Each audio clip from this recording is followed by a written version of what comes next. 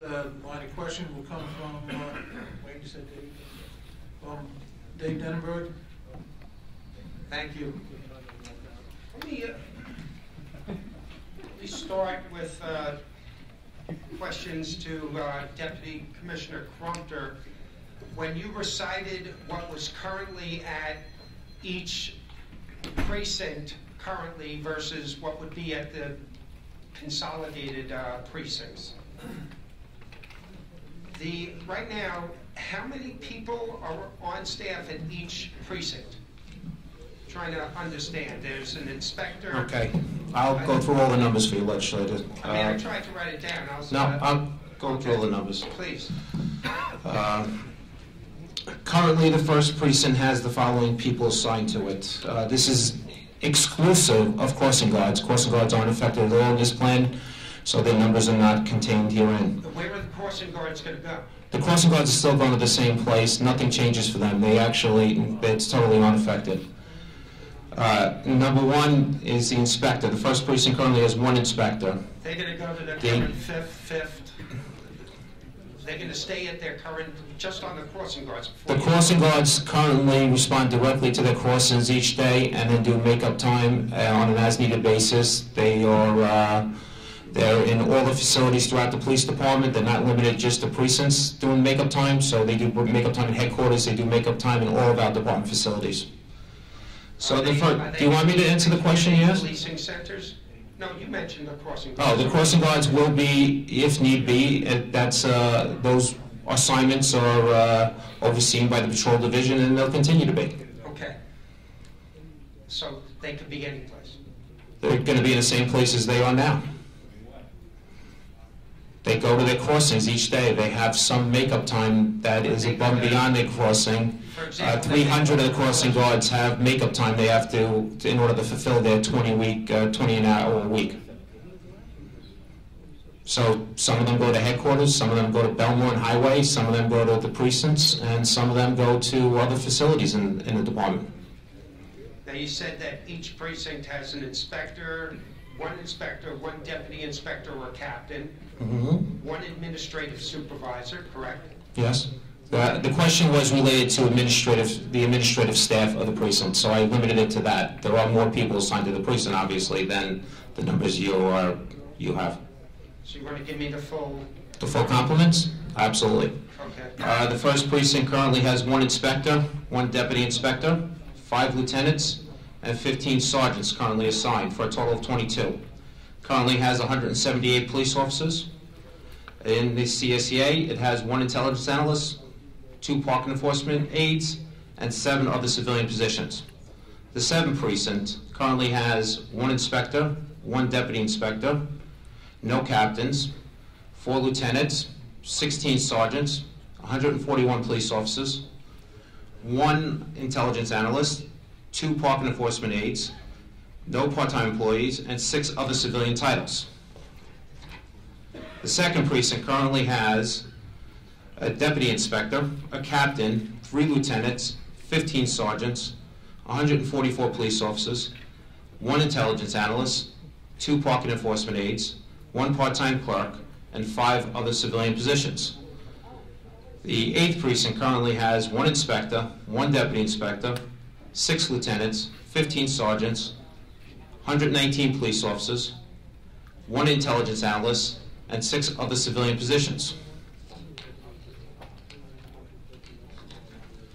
The 3rd precinct currently has 1 inspector, 1 deputy inspector, 7 lieutenants, 16 sergeants, 190 police officers, 1 intelligence analyst, 1 parking enforcement aide, 9 civilians of the titles. The 6th precinct currently has 1 deputy inspector, 1 captain, 4 lieutenants, 16 sergeants, 22 all total in the SOA, 160 police officers. The intelligence analyst, 1 in that 6th precinct, 2 parking enforcement aides, and 5 other civilians. The 4th precinct currently has 1 inspector, 1 deputy inspector, 3 lieutenants, 16 sergeants, 159 police officers, 1 intelligence analyst, 2 parking enforcement aides, 7 civilians, other titles. The 5th precinct currently has 1 inspector, 1 deputy inspector, 3 lieutenants, 16 sergeants, 190 police officers, 1 intelligence analyst, 1 park and enforcement aide, 7 other civilian positions. That's the full complement for patrol. Would you like the detective division? Well, let's stick, right now, let me just stick with that. Now, when I'm looking at this plan, you said that we can reduce by 87 the number of sworn members and 13 civilians, correct? That's correct. And that would be through this consolidation, correct? This realignment, yes. So if I'm looking at all of that, I just want to make sure the new precincts, the consolidated precincts, we're assuming we're not increasing the numbers at all except for administrative. We're just increasing the number of police officers, correct? Because it'll be combined. That's correct. And we are increasing, no, that's incorrect. There'll also be supervisory increases and civilian increases to each of the new precincts. Oh, okay. Sorry. So what I'm seeing then is there's about 48, as you said, 48 administrative employees aside from the 100 sworn members or civilians that will be reassigned, correct? Those are, there's 48, there's a total of 76 patrol administrative reductions and 24 reductions that are attributable to the detective division. So in terms of the 48 administrative officers that would then be available for special patrols. That's 148 positions are being eliminated and 48 positions are being redeployed. So it's 148 Positions that will ultimately be eliminated. That included the supervisors then? That includes supervisors, yes. So 87 sworn members, 13 civilians, 47 supervisors. No, it's 148 positions are being eliminated, and then there'll be 48 new positions created and established, that will be dedicated to the special patrols. Okay, and does that include what is going to be dedicated to the community policing centers? Additionally, there'll be 24 police officers who are currently on restricted duty that will be assigned to the dedicated, that are on restricted duty that aren't able to go on patrol, and they'll be assigned to the community policing centers. Well, help me with my math here. Yep. The community policing centers are going to be staffed by 2 police officers. That's correct. 24/7.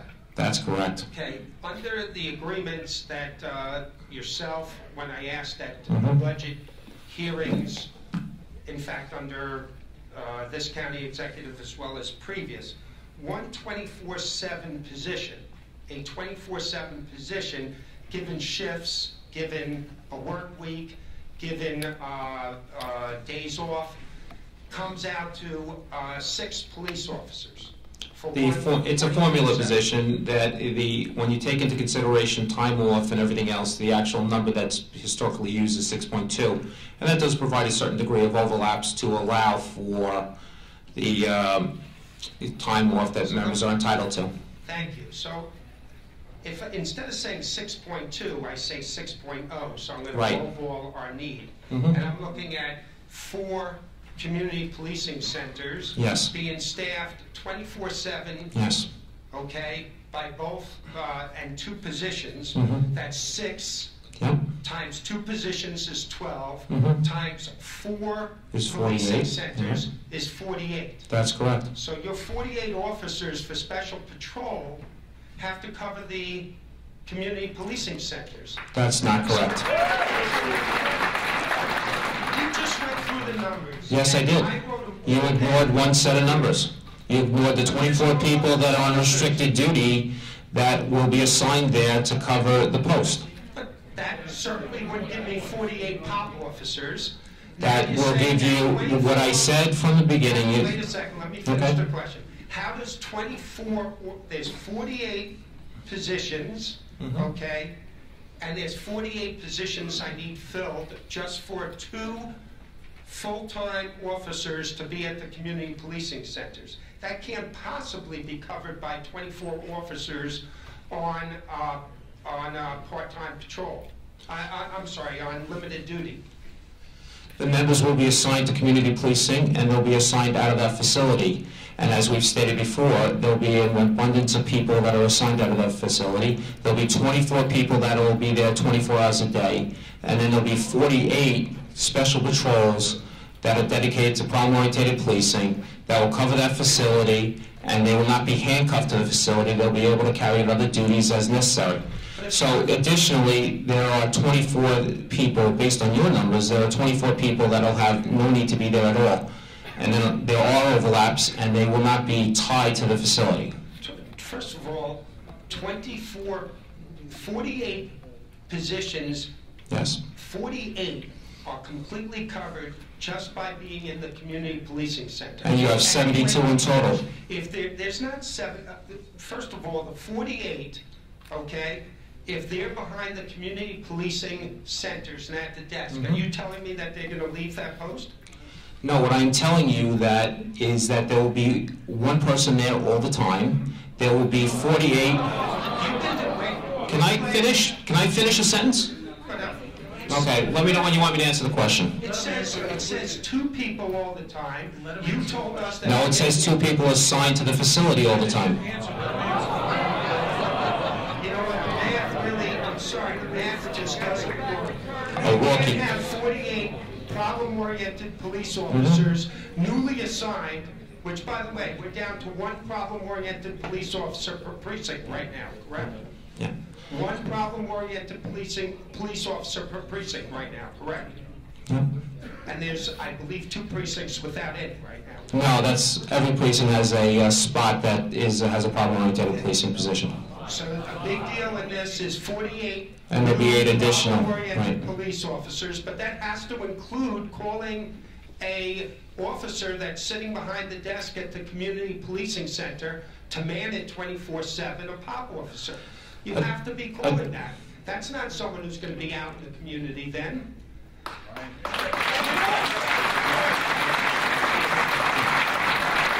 As I've stated before, on top of the 48 positions there will be 24 additional police officers that are restricted duty assigned there. And then on top of that, as the commissioners testified to, there'll be special units also assigned to those facilities. Those special units also come with staff and desk personnel also.